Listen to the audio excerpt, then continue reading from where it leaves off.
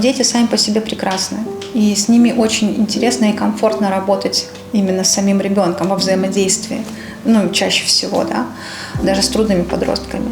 Проблема в том, что с самим ребенком неэффективно работать, понимаете? Проблема-то не в ребенке зачастую, а в семье, в окружении, в котором он находится. И когда взрослые приводят ребенка к психологу, чтобы его починили, исправьте его.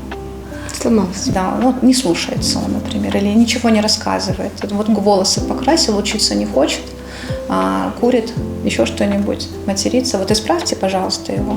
Мы за ним придем, когда вы его исправите.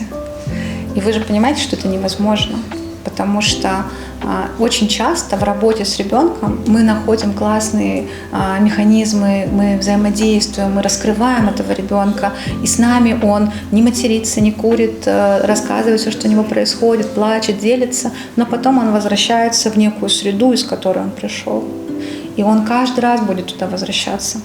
И если взрослый человек в психотерапии, он может не возвращаться в эту среду, да, он может поменять свое окружение, он может изменить привычки, то маленький человек, который не имеет своего ничего, сделать ничего не может. Он не свободен.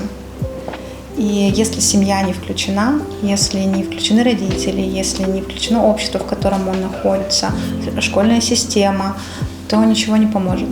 И детские психологи просто разочаровываются в своей профессии зачастую, потому что не видят эффективности.